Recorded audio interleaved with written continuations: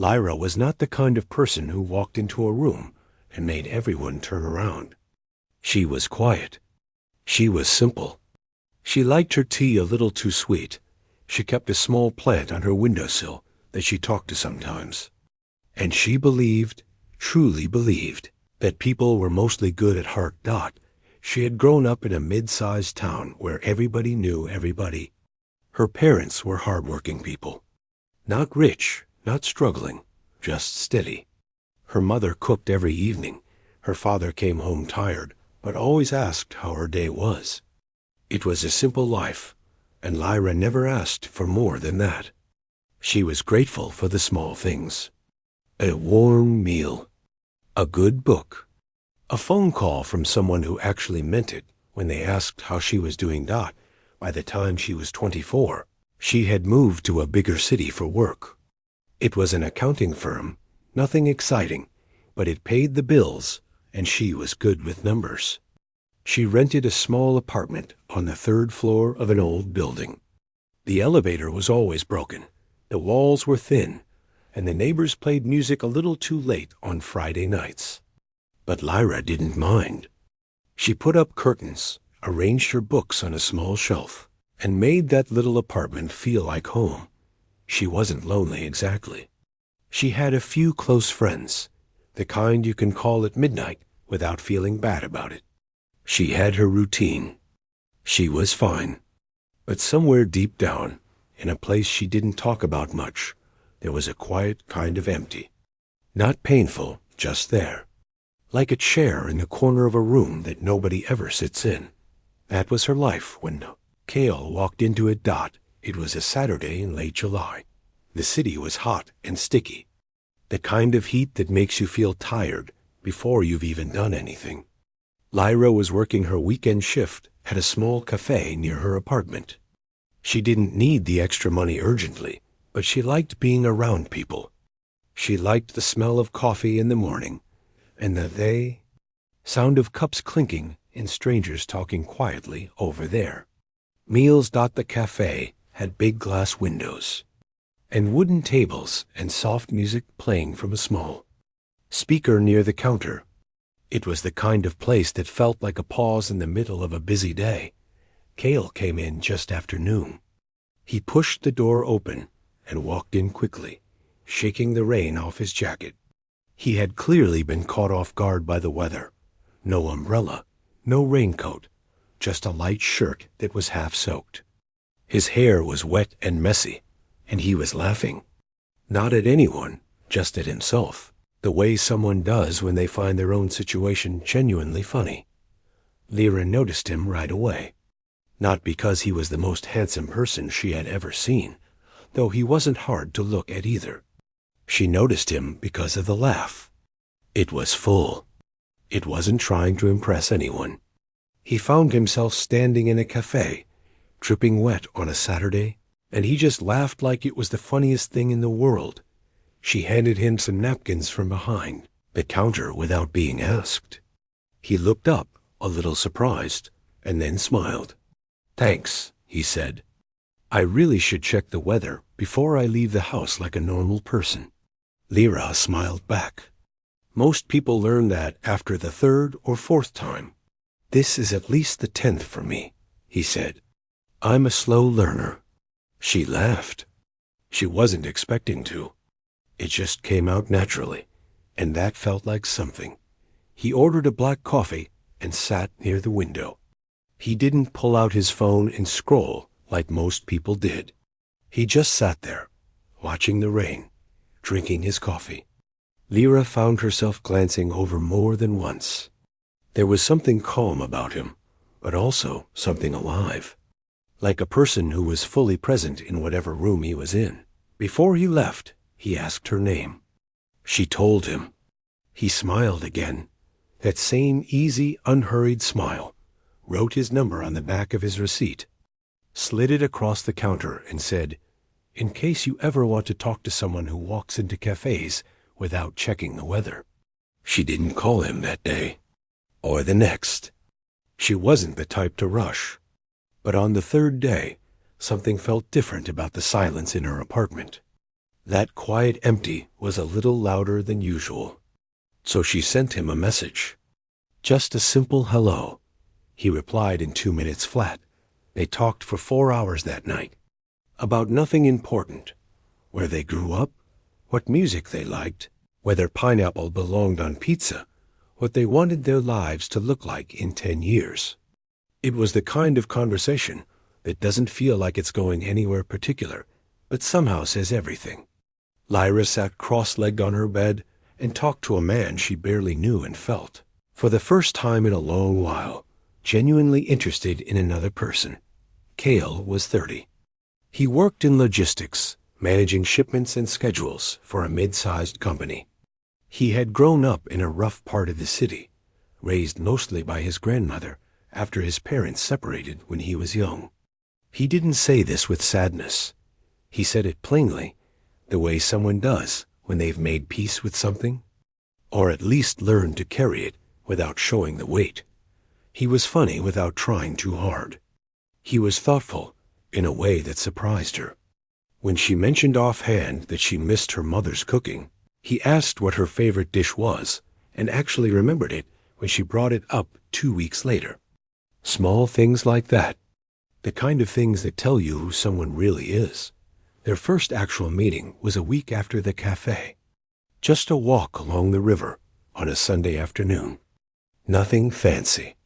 They got ice cream from a cart and walked slowly, talking and laughing, letting the afternoon stretch out.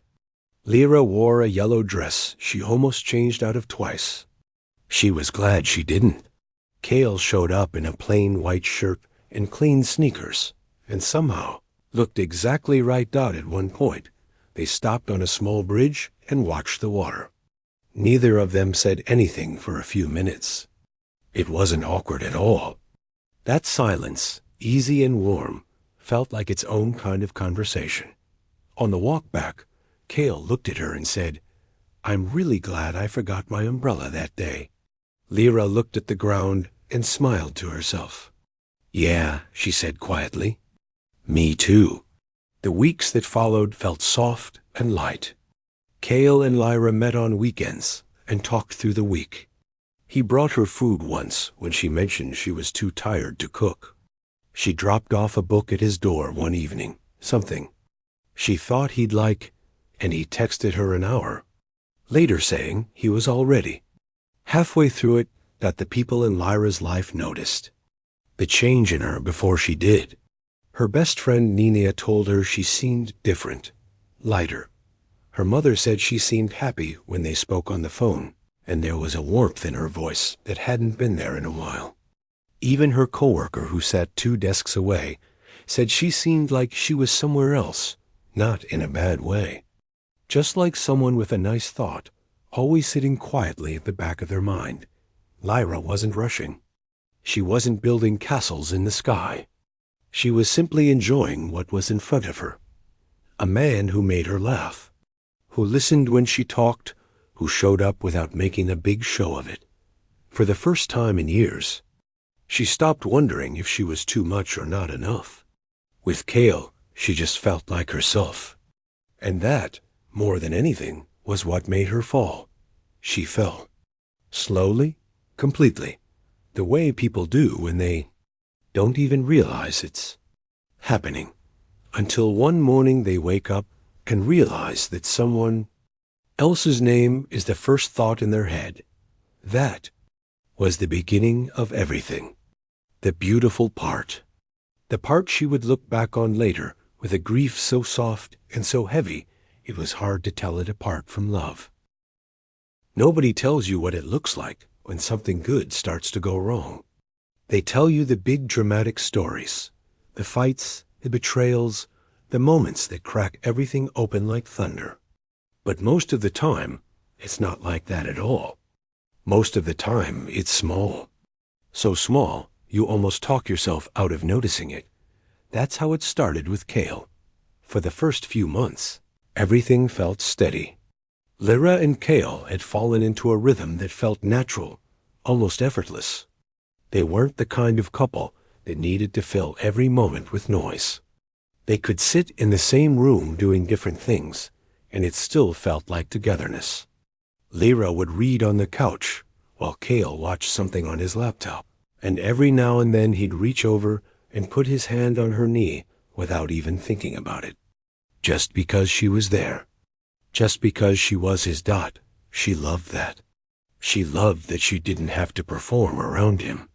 That she could show up tired and quiet, and he didn't take it personally. That she could be soft without feeling like a burden. But around the 5th month, things started to shift, slowly, like the temperature dropping. So gradually you don't reach for a jacket until you're already cold. Kael started canceling plans. Not every time, not even most of the time. Just sometimes. He'd say he was tired, or that something came up at work, or that he wasn't feeling like himself. Lyra understood. Everyone has off days. She never made a big deal of it. She'd say it was fine. She'd find something to do on her own, and she'd mean it. But then it happened again. And again, after that dot, she started to notice that the calls which used to stretch into the late evening were getting shorter. Where he used to ask questions and lean into the conversation, he was now mostly giving short answers and trailing off. She'd ask how his day was, and he'd say, "Fine, just tired," and the talk would end there. She'd sit with her phone in her hand after hanging up, trying to figure out if she had said something wrong or if she was imagining things. She told herself she was imagining things. Kael had never been easy to fully read. He was warm and open on the surface, but there were parts of him he kept behind a door that was always just slightly closed. He didn't talk much about his past, about his parents, about the years before he met her, about what kept him up at night. Lyra had noticed early on that he had a tendency to deflect with humor whenever a conversation got too deep. She had found it charming at first. Now she was starting to understand it differently. One evening they had dinner at a small restaurant they both liked. It should have been a nice night. The food was good. The place was quiet. But Kael was somewhere else the entire time. He kept checking his phone, not in an obvious way, but she noticed. He laughed at the right moments, but his eyes weren't quite in it. When she reached across the table and touched his hand, he smiled, but it was the kind of smile that didn't reach his eyes. On the walk home, she asked him if everything was okay. He said yes. He said he was just stressed about work. She believed him. Or at least she wanted to. The thing about Lyra was that she had a very large heart, and with that came a very deep willingness to give people the benefit of the doubt. She had grown up watching her parents work through hard patches in their marriage without giving up on each other. She had absorbed the idea that love was not just a feeling. It was a choice you made every day, especially on the hard days.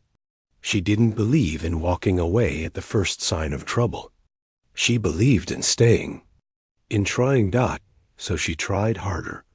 She started paying more attention to his moods so she could adjust herself around them. When he seemed withdrawn, she gave him space. When he seemed a little more open, she was warm and present. She stopped bringing up the things that bothered her because she didn't want to add to whatever weight he was already carrying. She thought she was being a good partner. She thought she was helping. What she didn't see clearly yet was that she was slowly starting to disappear. Her friend Nina saw it first. They met for coffee one afternoon, and Nina looked at her carefully and said, "You seem careful lately, like you're walking on eggshells." Lyra laughed it off. "I'm fine. He's just been going through a lot." Nina didn't push, but she held Lyra's gaze for a moment too long, and that silence said more than any argument would have. Kael, to his credit, was not a bad person. That was what made it so confusing. He didn't shout. He didn't put her down. He was never cruel. He still had those warm moments evenings where he was funny and tender and looked at her like she was the best thing in his day. Those moments made everything else feel manageable. They made her think, this is the real him. This is who he is when he's not struggling. I just have to be patient. But the struggling never seemed to end. There was one night that stayed with Lyra for a long time. She had made dinner at her apartment, something she had put real care into. She had set the table properly, lit a candle, made his favorite. He showed up an hour late without calling, sat down, ate mostly in silence, and then said he should get going because he was tired. He thanked her for the food. He kissed her forehead on the way. Out, she cleaned up the dishes by herself in the quiet of her apartment, and she stood at the sink and her hands were in the soapy water. And she felt something move through her chest that she couldn't quite name. It wasn't anger. It was something closer to sadness. A tired kind of sadness. She didn't cry that night. She just turned off the kitchen light and sat on her couch in the dark for a while. She started asking herself questions she hadn't asked before. Was she asking too much? Was she being too sensitive? Was she expecting things from him that weren't fair to expect? The questions circled in her head without landing anywhere useful. The hardest part was that she couldn't point to anything definite. There was no one terrible thing.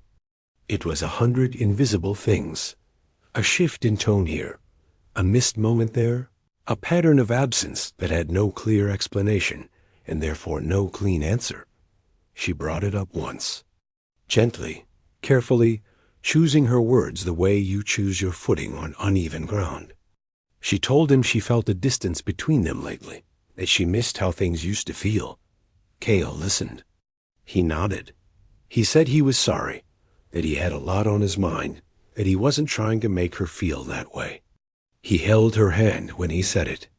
His voice was sincere. And for a week or two after that, things were better. He made more effort. He called more. He was present again. Lyra felt relief wash through her like sunlight after a long gray stretch. She thought they had turned a corner, but it didn't last. The withdrawal came back, quieter this time, harder to name. And Lyra found herself back in the same cycle, noticing, wondering, adjusting herself, holding her breath. The people who loved her could see what she could not, that she was giving more than she was receiving, that she was bending herself into shapes to fit around someone who was not doing the same for her, that the light in her, the easy warmth that had always been one of her most beautiful qualities, was getting a little dimmer. But love doesn't always listen to what is reasonable. And Lyra, patient, faithful, deeply feeling Lyra, stayed because she believed in him, because she remembered who he was in his best moments, because she loved him in a way that was real and whole and didn't know how to become anything else. She stayed, and the cracks kept growing beneath her feet. It was a Tuesday. That's the thing about the moments that change your life. They almost never choose a Friday night or a Sunday afternoon when you're ready for something to matter. They come on a Tuesday, a regular, unremarkable Tuesday when you have leftover soup on the stove and laundry that needs folding. Lyra had just come home from work. It had been a long day, nothing dramatically bad, just the kind of slow, draining day where everything takes a little longer than it should, and the clock seemed stuck. She changed out of her work clothes, put on something comfortable, and was just starting to feel the day let go of her shoulders when her phone rang. It was Kael.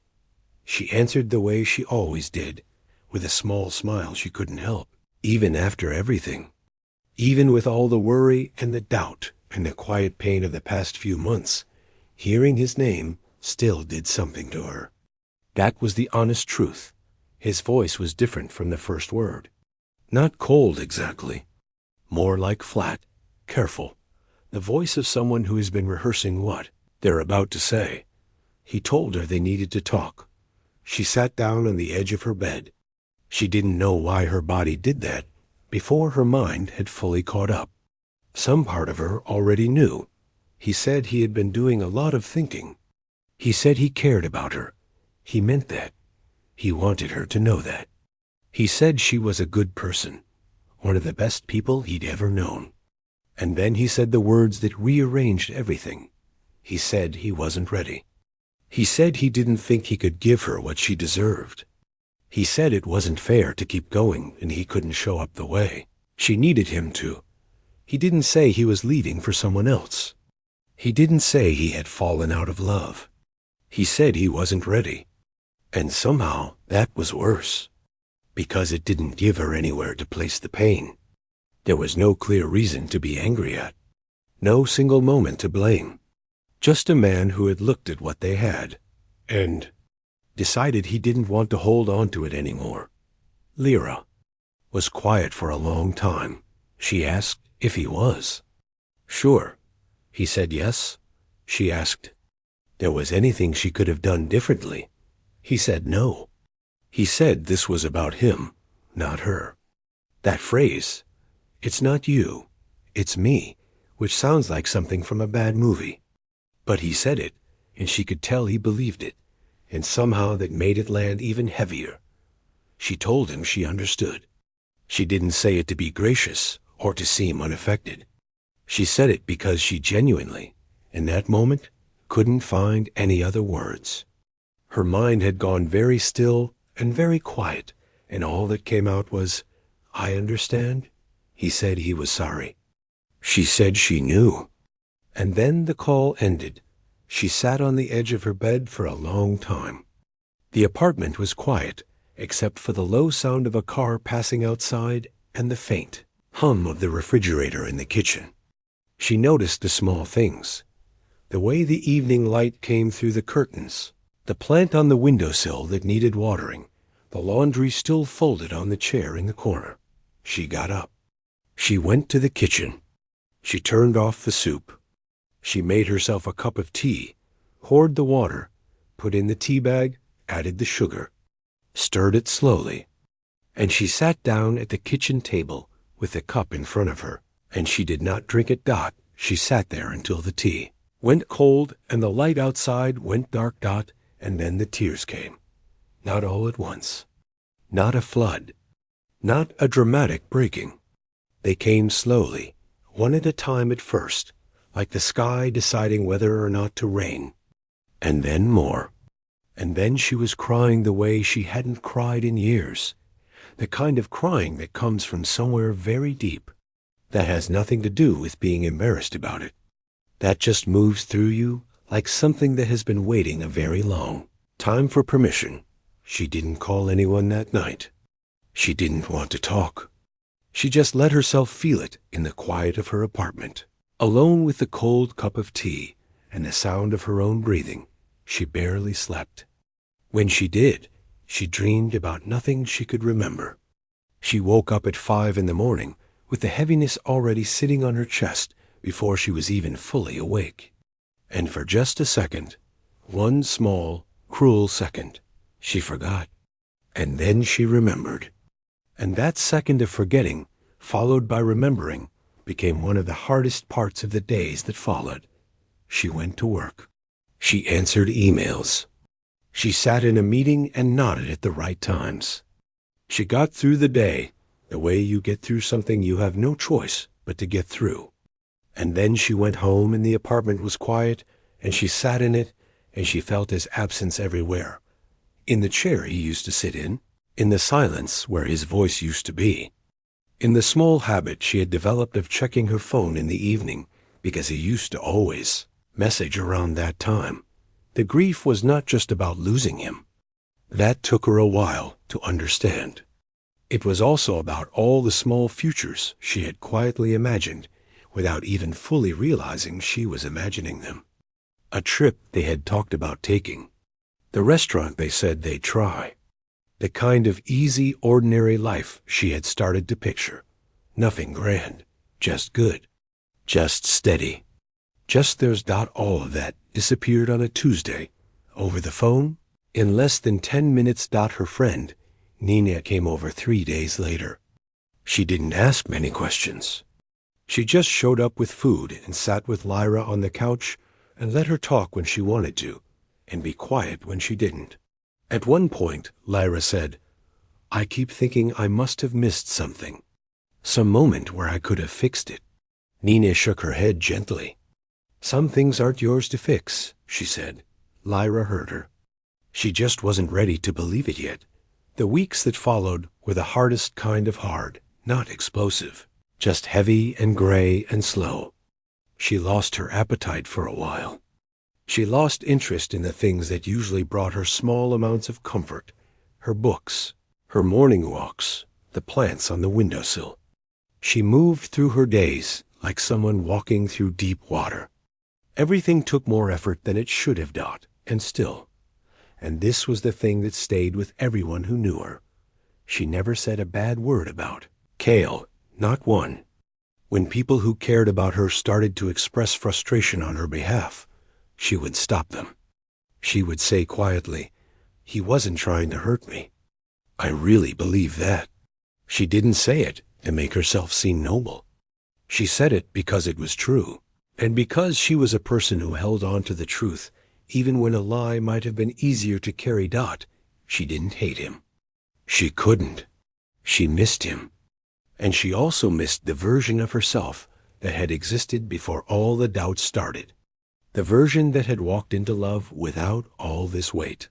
One evening, about 6 weeks after the phone call, she was sitting by her window watching the street below. People walking past, living their ordinary lives. A couple sharing an umbrella.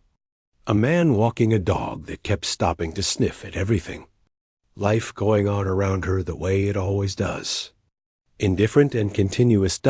She thought about what Kael had said, that she deserved more than he could give.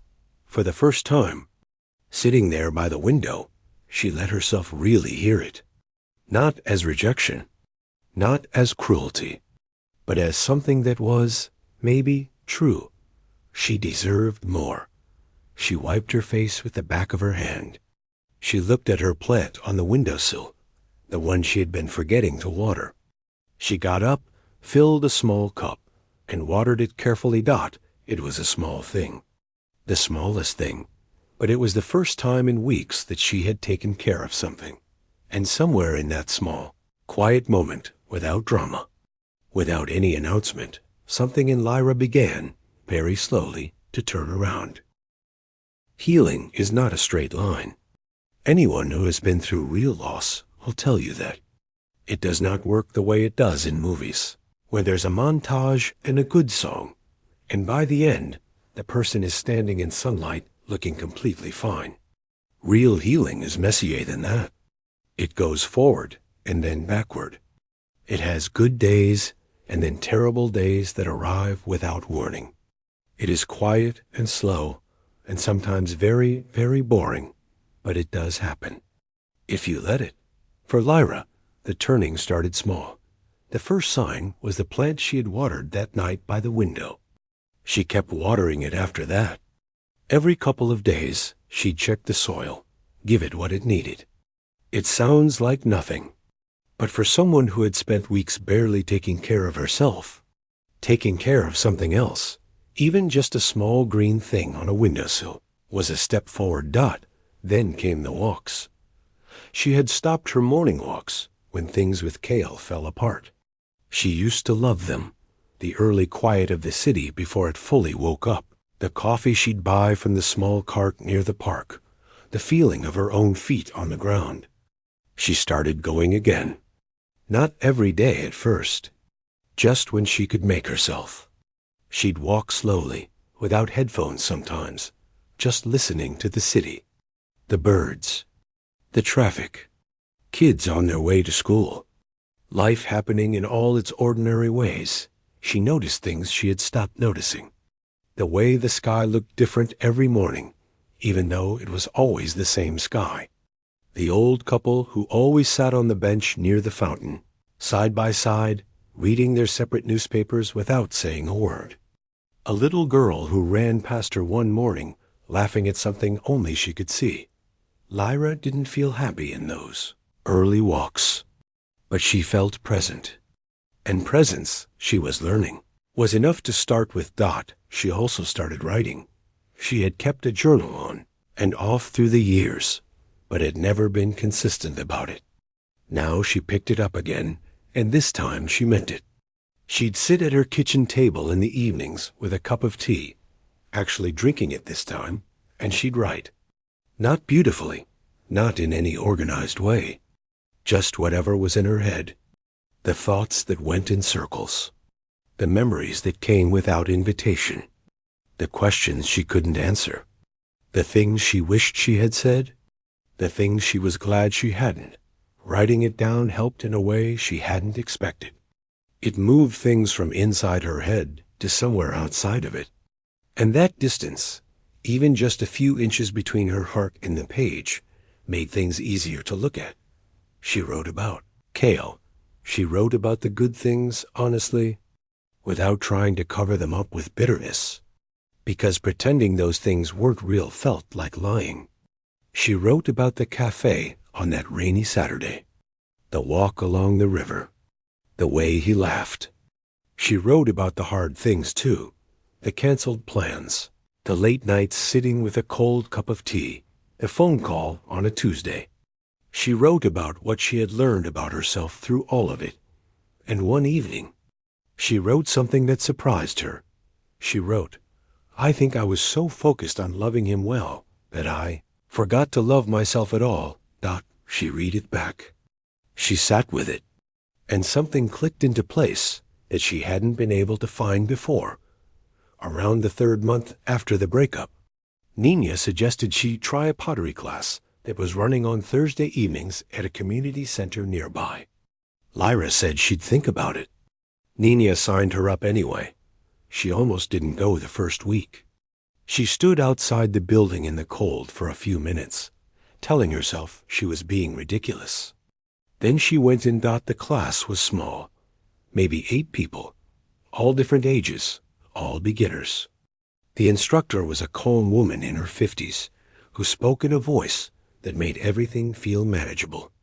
Lyra sat down at the wheel and put her hands in the clay, and within about 10 minutes she had made something that looked like a lopsided bowl that might have been a disaster.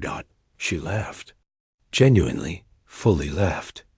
At herself, at the lopsided thing in her hands, at the whole strange situation of being there on a Thursday night making bad pottery. And the laugh felt like breathing after holding your breath for a long time. She went back the next week. And the week after, she wasn't particularly talented at pottery. The things she made were uneven and imperfect, and often collapsed before they reached the right shape. But she loved the feeling of working with her hands.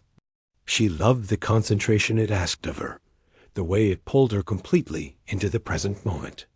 There was no room when you were at the wheel to think about phone calls on Tuesdays or all the things you should have done differently. There was only the clay and your hands and the quiet focus of making something from nothing. She started painting again, too. She had done it years ago in university, and then slowly stopped the way people stop things that matter to them when life gets busy. She bought a cheap set of acrylics, some canvas boards, and set up a small corner of her apartment for it. She didn't have a plan for what she was making. She just painted what she felt. Colors that didn't always make sense together. Shapes that weren't quite anything. It didn't matter. It was hers. Her mother came to visit around the 5th month.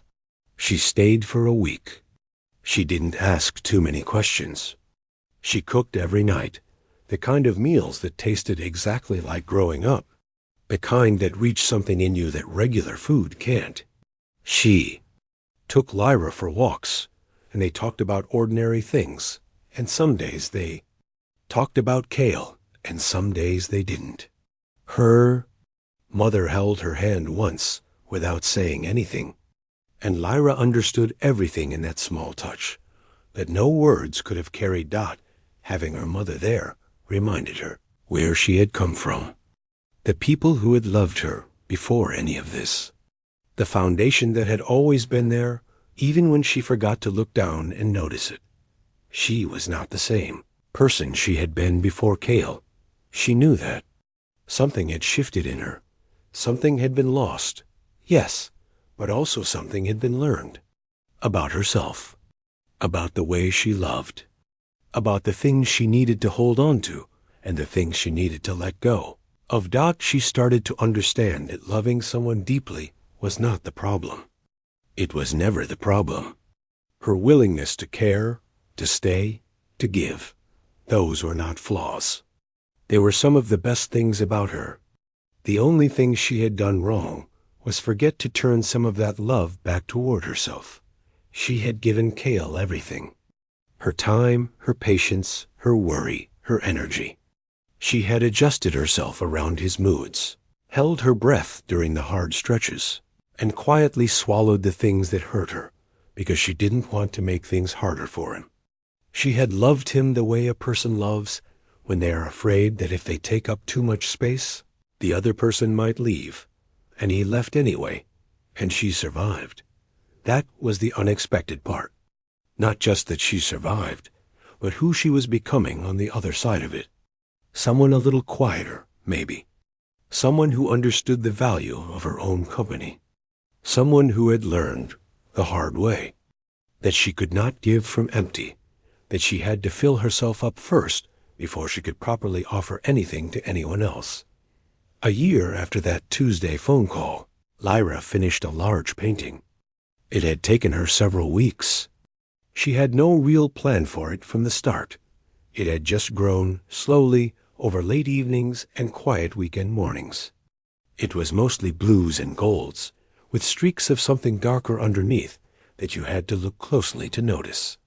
It didn't look like anything specific, but when she stood back and looked at it, she knew exactly what it was. It was all of it.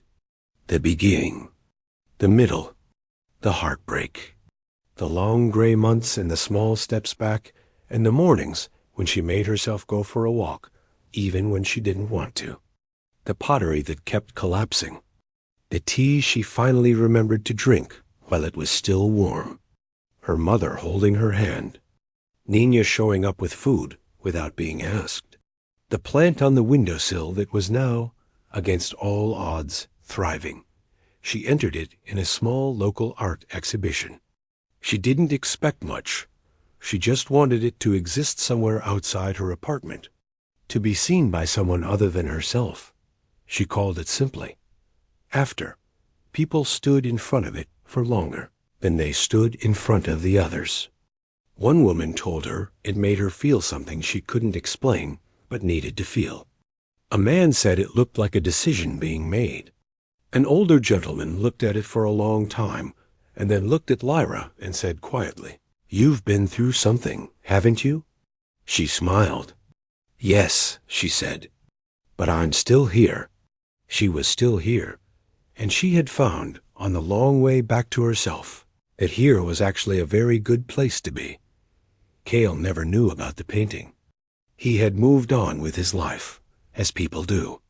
Lyra hoped, with complete sincerity, that he was okay, that he had figured out whatever he needed to figure out, that he had found some peace.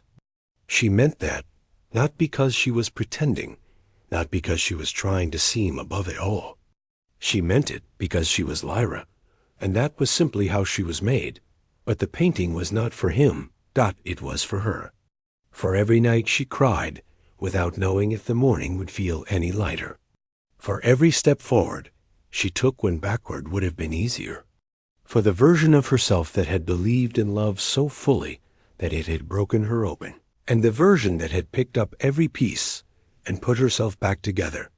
Slowly, imperfectly, beautifully, she had loved. She had lost. She had grieved. And then, when she was ready, she began again.